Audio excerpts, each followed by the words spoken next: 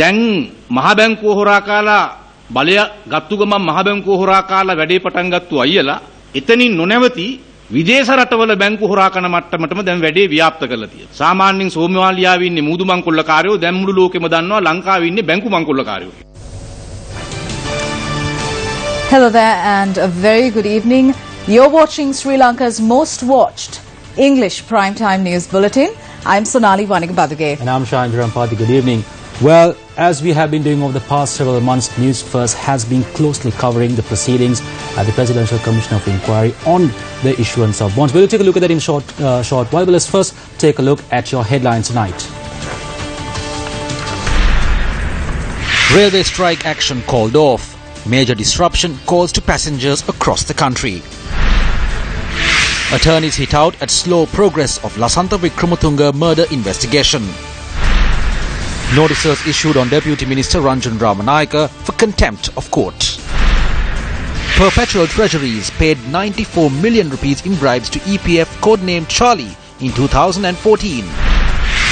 Voice against corruption claims a Lanka transformer company secretly sold shares. Well, as mentioned before, News First has been closely covering the proceedings at the Presidential Commission of Inquiry on the issuance of bonds. Well, today's proceedings certainly got interesting. But to give you more, we now cross over to the newsroom where Faraz Shaukat Ali is standing by with Zulfiq Farzan. Faraz, it's over to you. Thank you, Shaheen. Well, good evening, Zulfiq Farzan, the man on the ground. And something sensational took place today. What exactly transpired? Well, for us today, the chief dealer at Perpetual Treasuries Limited produced a document that he say was maintained under the instructions of Kasun Palisena, the chief executive officer.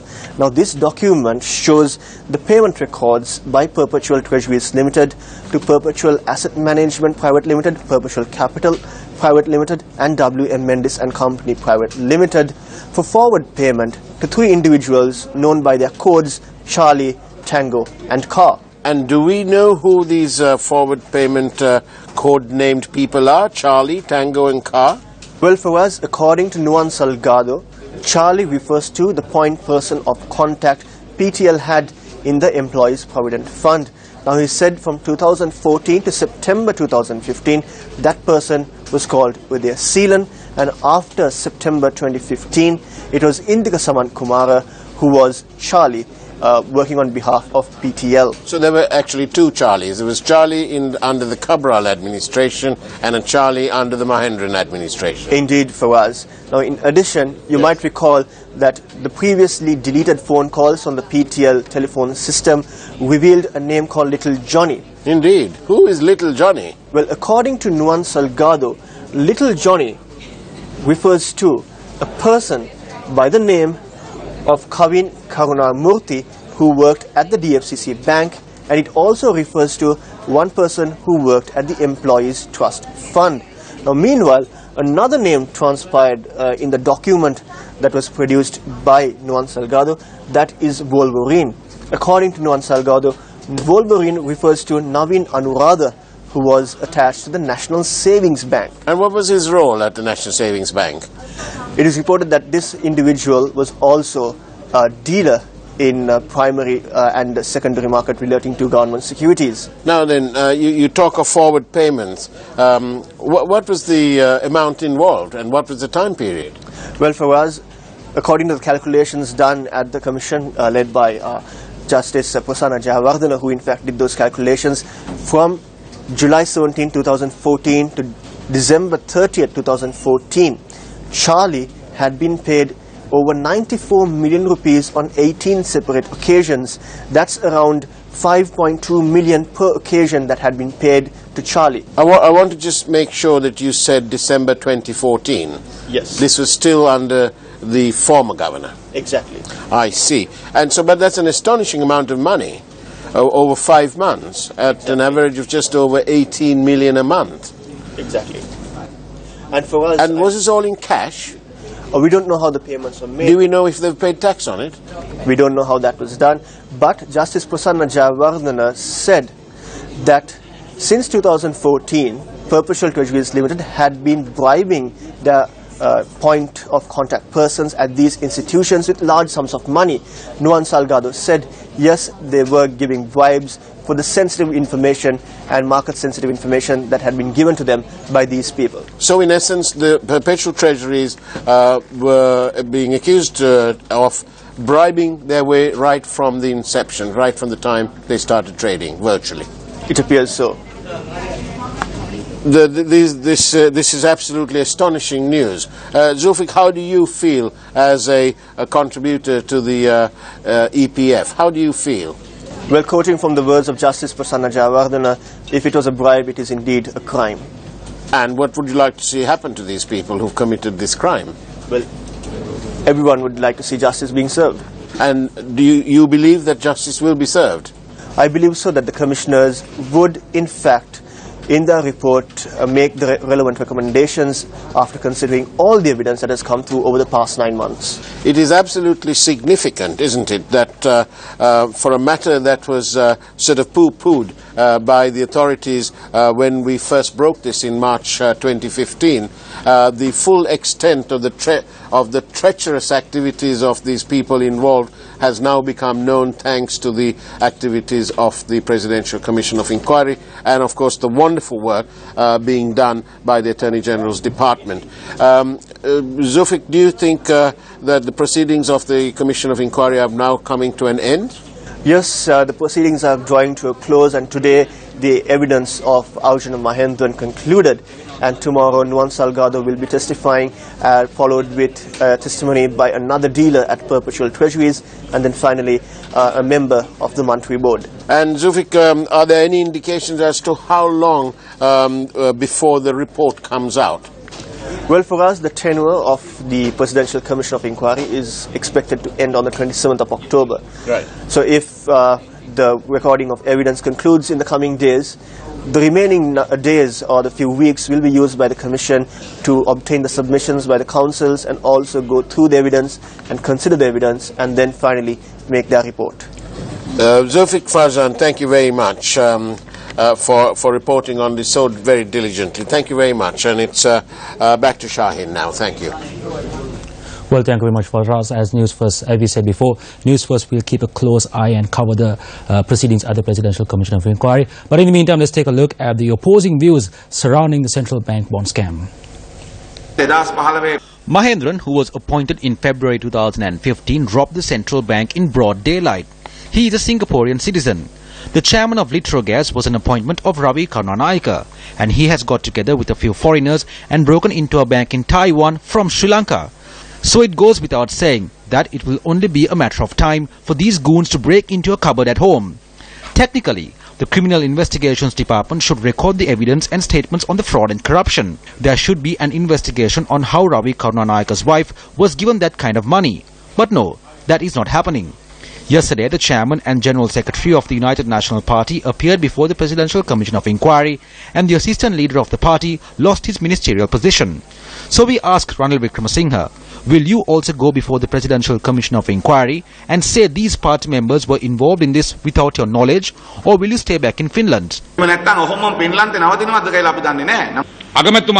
Prime Minister was speaking like a baby in Parliament, saying that nothing ever happened and that this is an absolutely clean transaction. He said there has been no fraud whatsoever and the central bank governor has done nothing wrong. The General Secretary and the Chairman of the United National Party was summoned to the Presidential Commission of Inquiry yesterday, but the Commission does not cross-examine them. The Presidential Commission yesterday was different than on other days. So I asked the President who appointed this commission as well as this government to not allow the country to lose faith of the Presidential Commission of Inquiry. The entire country is waiting anxiously until Ranil Wickremesinghe goes up to the witnesses' stand. But we do not know what will happen. We now cross over a short commercial break. More headline-making stories on the other side. Stay with News First.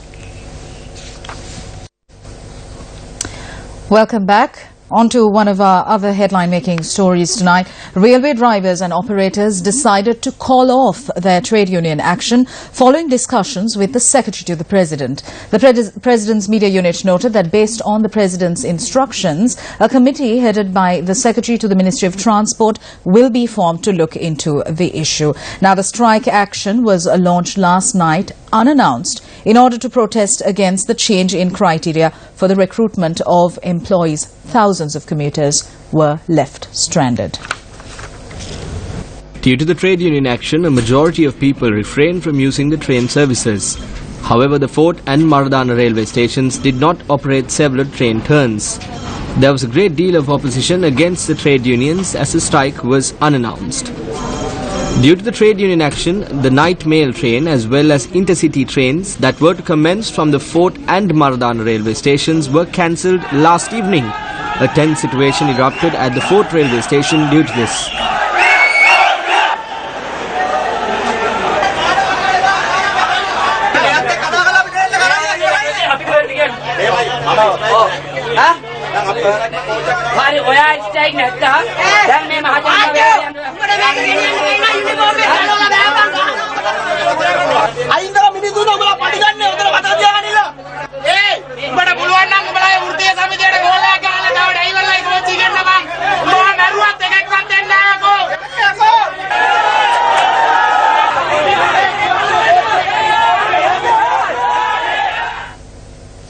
Earlier today, Newsfirst Stephanie Lazarus was at the Colombo Fort railway station to see what was up.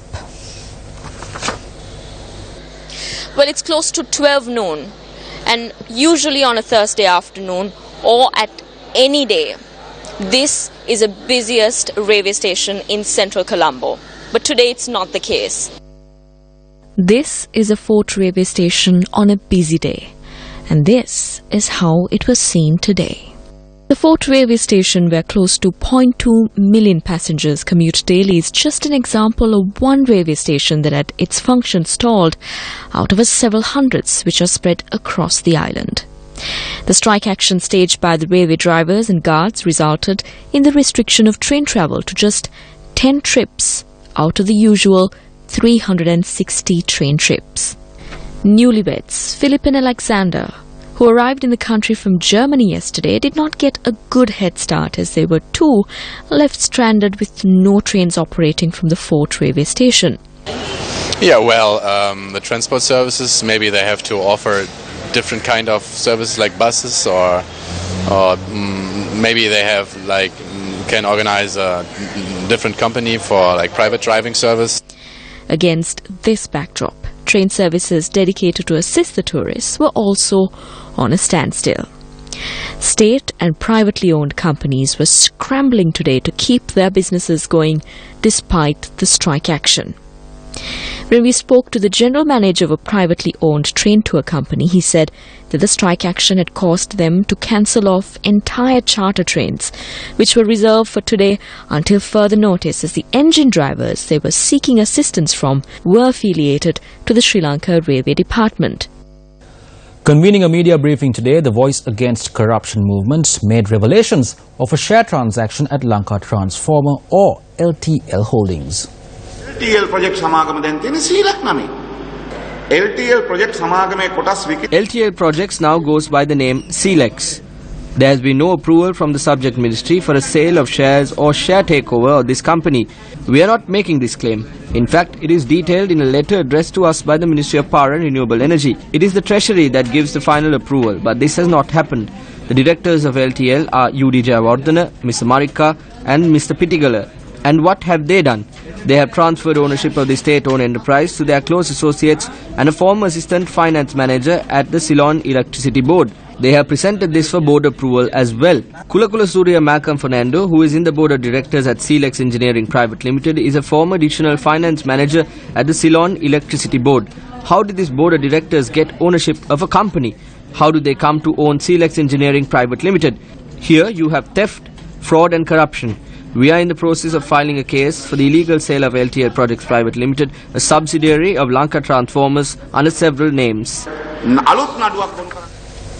Former Minister Basil Rajapaksa convened a media briefing this afternoon. We need experienced people as well as youngsters and women, because female representation has been made mandatory. They have removed the mandatory clause for youth, but our party has decided to allocate 25% for the youth. We need to select the most qualified people. This can be categorized as a new election system. However, the electoral system existed previously as well. This is a system which elects a member from the village. This comes about after quite some time. Although various allegations are levelled against us, it was the Rajapaksa government that took the initial steps to abolish the preferential voting system.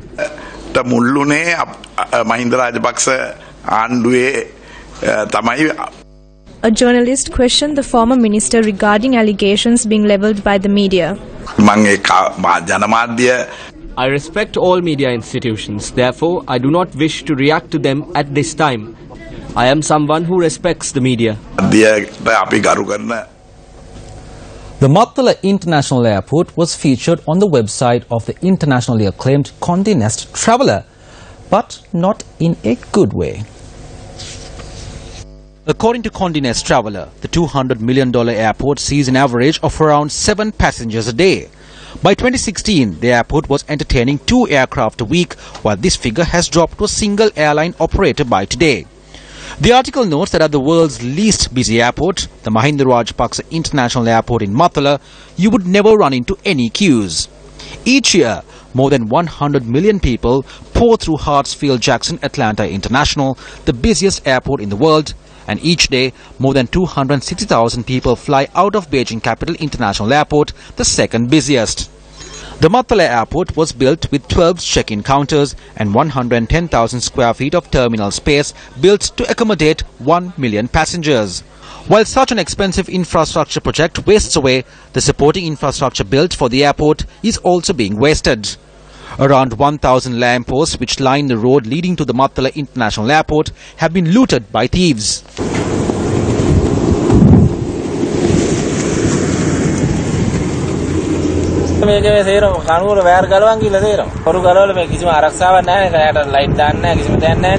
Our correspondent in the area reported that such scenes were a common sight around the Hambantota town. When inquired, the regional office of the Road Development Authority in Hambantota said they have informed the police stations in Hambantota and Tisamaharama regarding the thefts. They noted that several suspects were arrested and produced before court on an earlier occasion as well. The RD estimates that they have suffered losses worth 17 million rupees due to the thefts.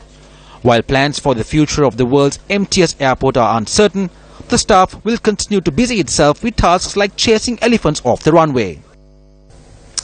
Tonight, cartoonist Asanka Laduwahetti gives us his interpretation of the day's news.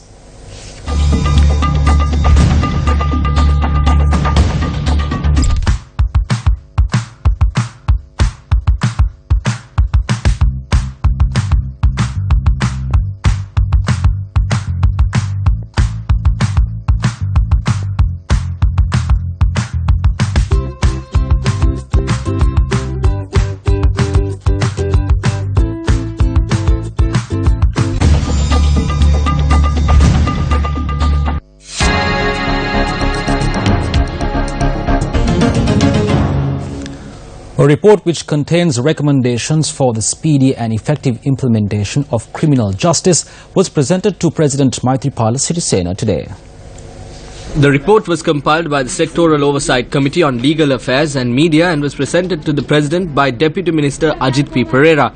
The Sectoral Oversight Committee on Legal Affairs and Media was appointed to monitor the functions of the Ministries of Justice, Parliamentary Reforms and Mass Media and to evaluate the efficiency of those ministries. The committee, chaired by Parliamentarian Ajit Manna Peruma, consists of many Deputy Ministers and MPs as its members. The objective of the report is to maintain the success of the judicial system of Sri Lanka to deliver more accurate and fair judicial decisions to the public without delay. මගේ ඉස්කෝලේට පුස්තකාලයේ පොත් මදි. තව අපේ පාසලට ආරක්ෂිත වැටකුත් නැහැ. ඒකත් සාදා දෙන ලෙස මම ඉල්ලා සිටිනවා. The request made by Sithija Samara Vikrama, the student who received the highest marks at the 2016 scholarship examination, was fulfilled today.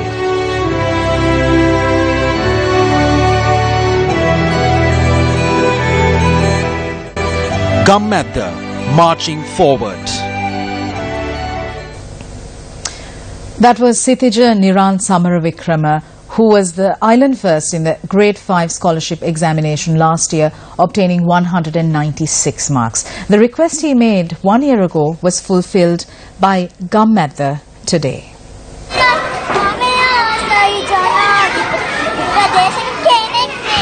This little girl performed this song and dance when members of the Gammadda team arrived at the Methodist College in Urugamuwa, Mathura. This school, which educates hundreds of students, lacked a protective fence and classroom. However, through the intervention of the Gammadda Secretariat, these needs were fulfilled.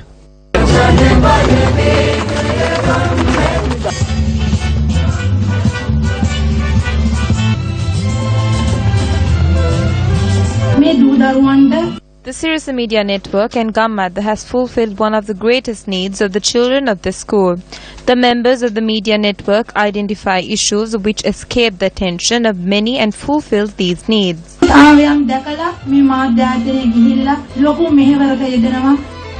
event was made colourful by a number of student performances.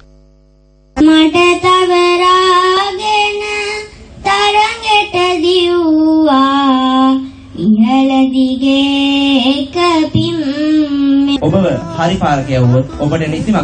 strongly believe that if we show you the right path, then the future of our country will be bright and prosperous.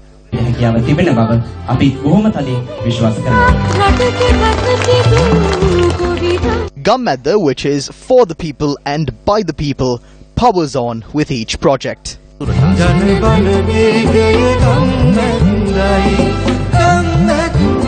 Welcome back. The case pertaining to the murder of veteran journalist Lasantha Wickrematunge has been postponed till the 18th of January. The case was postponed when the CID requested a date to submit the report on the progress of the investigation. Lasantha Wickrematunge was murdered on the 8th of January 2009. When the case was taken up, the CID informed court that palm prints collected from the scene of crime did not match other prints collected during the investigation. The CID informed court that they are yet to receive the handwriting analysis on the suicide note of the retired army officer who claimed responsibility for the murder of Lasantha Wickrematunge. Many years have passed. I have been representing the rights of the deceased. We are saddened by the way in which the investigations are progressing. Members of this government met with me and said that special attention will be paid towards this case.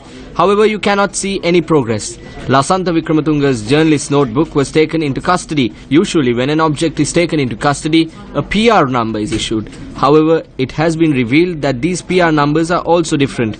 We cannot be satisfied about the progress of the investigation.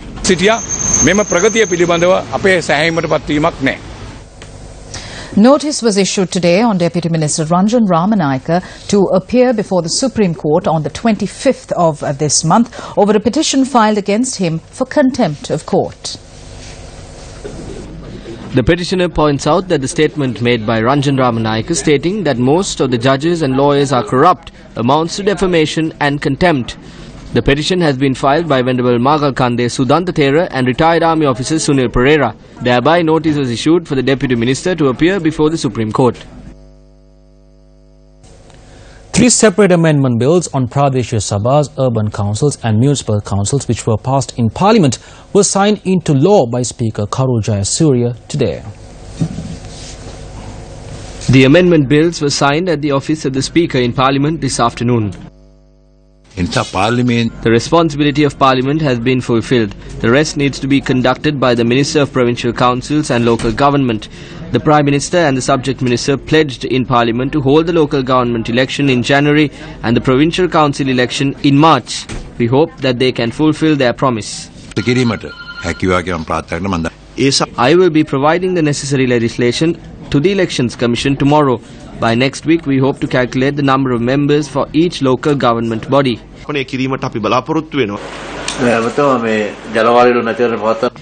Definitely. I said this yesterday as well. We will have the local government election in January and the provincial council election in March. I spoke with the chairman of the Elections Commission and the chairman of the Delimitation Commission this morning. I was told that there isn't any obstruction to change this time frame. State Minister of Finance and Mass Media Eran Wickremaratne slammed both France-based Airbus and Sri Lankan Airlines over the purchase of 8 A350-900 aircraft, which had allegedly cost the Sri Lankan government close to $100 million. Wickremaratne was speaking at the Economic Freedom Summit organised by the Advocata Institute in Colombo this morning. Clearly there is a problem on Sri Lankan Airlines. I would like to ask the question, what should we do with it? What should we do with it? It doesn't matter who is in charge. It doesn't matter what the management team is. Fundamentally, is there a proposition for Sri Lankan Airlines? My own personal view is there isn't an economic and financial proposition. We need to be honest with ourselves. We need to then ask the question, how much are we willing to pay if it brings some kind of national pride to fly the flag in the air? That's a question that we need to ask ourselves. That's a political question. That's not an economic and financial question.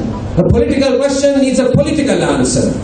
And sometimes we have to make political decisions. Sri Lankan Airlines was sold 8 A350-900 aircrafts, long-flying, broad-bodied aircrafts, which didn't fit its strategy. I think the sellers also have a responsibility. Yabas Industries in France also has a responsibility. They should have taken note whether a small country like ours, with a small GDP, a small airline, competing internationally, should have actually been sold these aircrafts. Sellers and buyers both have responsibilities in an economy. And that is unfortunate that we have had to already pay nearly $100 million in basically terminating 4 aircrafts, still 4 aircrafts on our books today. The question of whether or not Sri Lanka needs a national carrier, respectfully, Deputy Minister, is not up for negotiation. The massive success national carriers have brought for small nations like Singapore, to take just one example, is legendary. The brand equity Air Lanka and then Sri Lankan has built over the years must never be discounted and disregarded. However, what must be done, in fact, is friends and relatives of those in power must be chased out of Sri Lankan Airlines management. For as long as Sri Lankan Airlines is used as a dumping ground for political favours, it will never fly at its potential. Additionally, it must be rudely pointed out that any business must be capitalised well when it starts out. The fact remains, Sri Lankan was never adequately capitalised. This cannot be done when limited funds are squandered on coal importation, corrupt gas tenders and absurdly expensive highways. State Minister, we would like to see you championing this cause and perhaps leading Sri Lanka to better days where the minister in charge isn't the one who is being questioned in a presidential commission of inquiry. The Central Environment Authority says a hydrology impact assessment on the Central Expressway is yet to be completed. CEA Deputy Director General Kanti De Silva said a decision on construction above ground level will be decided after the study is completed.